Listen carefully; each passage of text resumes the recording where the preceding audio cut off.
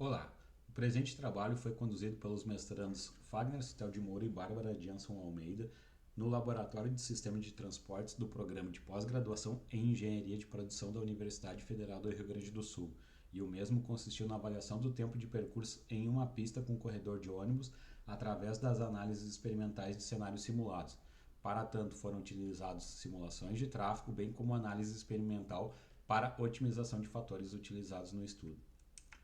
O contexto em que o projeto foi desenvolvido é um contexto de simulação em um cenário de mobilidade urbana, justamente pela satisfação social e desenvolvimento urbana proporcionado por um sistema de mobilidade qualificado. A variável de desfecho considerada foi o tempo de viagem, justamente por ser um indicador importante da performance do sistema, e assim buscou-se compreender as características que influenciam nos atrasos em um ambiente de mobilidade urbana. O objetivo consistiu então em avaliar o desempenho viário de uma avenida arterial localizada no município de Porto Alegre e para tanto foram considerados três fatores, sendo eles o volume de tráfego, o tempo semafórico e a existência de uma faixa preferencial para o transporte coletivo, e assim compreender o impacto desses diferentes fatores considerados sobre o tempo de percurso, sobretudo em horário de pico. Os cenários utilizados consistem em um cenário inicial que representa a situação atual da via em um trecho de 1.300 metros e uma via com 4 faixas de circulação, bem como um segundo cenário que considera a adoção de uma faixa preferencial de transporte público, restando então 3 faixas de circulação específicas para veículos de transporte individual e uma faixa exclusiva para veículos de transporte coletivo. Os fatores considerados no experimento são três, ambos a dois níveis, sendo o tempo de verde, com 80 segundos representando o tempo semafórico atual e um tempo estendido em 5 segundos. Também para a faixa preferencial são dois fatores, sem a faixa preferencial reproduzindo o cenário atual e com faixa preferencial buscando reproduzir uma situação futura. E os volumes veiculares utilizados representam os volumes mensurados na hora pico e fora hora pico, sendo 6.000 veículos no período fora pico e 10.000 veículos durante a hora pico.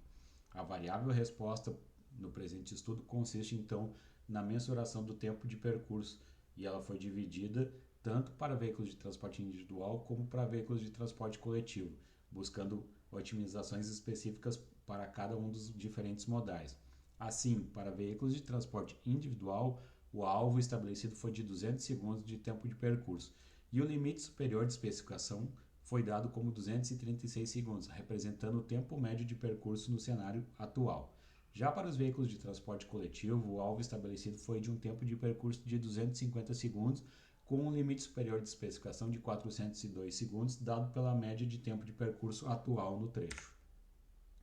O experimento, então, utilizando 3 parâmetros a 2 níveis cada e utilizando 5 repetições para cada combinação, consistiu em 40 ensaios junto do simulador de tráfego e avaliados posteriormente no software Minitab. Os volumes veiculares, especificamente, foram utilizados dados reais do trecho, sendo então 10.814 veículos na hora pico e 6.662 veículos fora pico.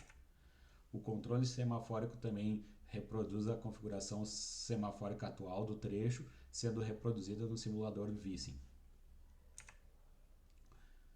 Foram feitas análises dos efeitos principais sobre o tempo de percurso.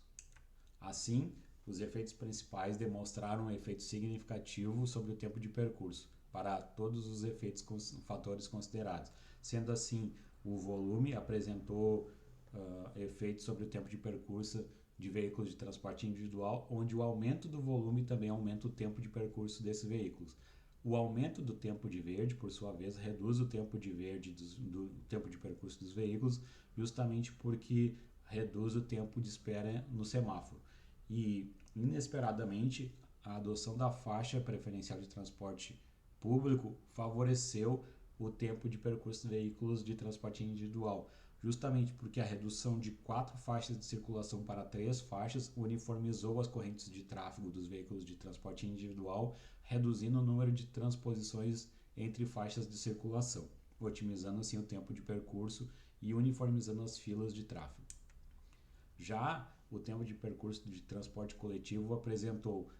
como esperado, um aumento do tempo de percurso quando aumentado o volume veicular da via. Já o tempo de verde não apresentou efeito significativo na redução do tempo de percurso dos coletivos, antes, pelo contrário, aumentou o tempo de percurso no trecho. Já a adoção da faixa preferencial reduz significativamente o tempo de percurso dos veículos de transporte coletivo, como esperado. Buscou-se uma otimização multivariada dos parâmetros utilizados, e assim buscou-se fixar o fator volume em 10.000 veículos hora, justamente para otimizar a condição de uso da via durante a hora pico. Assim, para um volume fixado em 10.000 veículos hora, a melhor combinação consiste na adoção do tempo semafórico de 85 segundos, que beneficia o tempo de percurso dos veículos de transporte individual, e a adoção da faixa preferencial de transporte público, que reduz o tempo de percurso dos veículos de transporte coletivo e ainda uniformiza as correntes de tráfego dos veículos de transporte individual. O presente estudo permitiu identificar que o projeto experimental foi capaz de investigar a significância dos fatores considerados e ainda propor o melhor ajuste para o contexto. Ainda assim, a otimização para o volume veicular no horário pico ficou estabelecida como tempo de verde de 85 segundos e combinando com isso a adoção de faixa preferencial para o transporte coletivo. Foi também possível identificar os níveis que otimizam as variáveis respostas, reduzindo assim a quantidade de cenários necessários para encontrar a condição ótima de operação da via.